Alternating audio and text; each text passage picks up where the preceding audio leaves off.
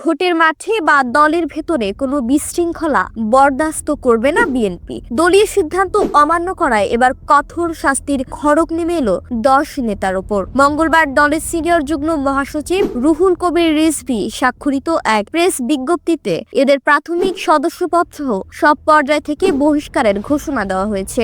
সংগঠন বিরোধী কর্মকাণ্ডে লিপ্ত থাকার অভিযোগে ময়মনসিংহ ও নড়াইল জেলার এই 10 নেতার বিরুদ্ধে শাস্তিমূলক ব্যবস্থা নেওয়া হয়েছে। ময়মনসিংহ দক্ষিণ জেলা বিএনপির সদস্য মুহাম্মদ মুশফিকুর রহমান এবং কেন্দ্রীয় কৃষক দলের সহ সাংগঠনিক সম্পাদক সাদিকুর রহমান রয়েছেন এই তালিকায়। এছাড়াও গফরগাঁও উপজেলা বিএনপির যুগ্ম আহ্বায়ক মফিজুর রহমান খায়রুল ও মুহাম্মদ জালাল উদ্দিনকেও বহিষ্কার করা হয়েছে। তবে সবচেয়ে বড় ঝড় গেছে নড়াইল বিএনপির উপর। নড়াইল সদর থানা বিএনপির সাধারণ সম্পাদক মুজাহিদুল ইসলাম পলাশ ও পৌর বিএনপির সভাপতি তেলায়েত হোসেন পদ হারিয়েছেন। লোহাগড়া উপজেলা বিএনপির সভাপতি আহাদুজ্জামান বাটু, সাধারণ সম্পাদক কাজী সুলতানুজ্জামান সেলিম এবং পৌর বিএনপির সভাপতি মিলু শরীফ ও সাধারণ সম্পাদক মশিয়ার রহমান শান্টু, অর্থাৎ পুরো উপজেলা ও পৌর কমিটিকেই কার্যরত ছেঁটে ফেলা হয়েছে। বিশ্লেষকদের মতে কেন্দ্রের এই কঠোর সিদ্ধান্ত তৃণমূলের বিদ্রোহী ও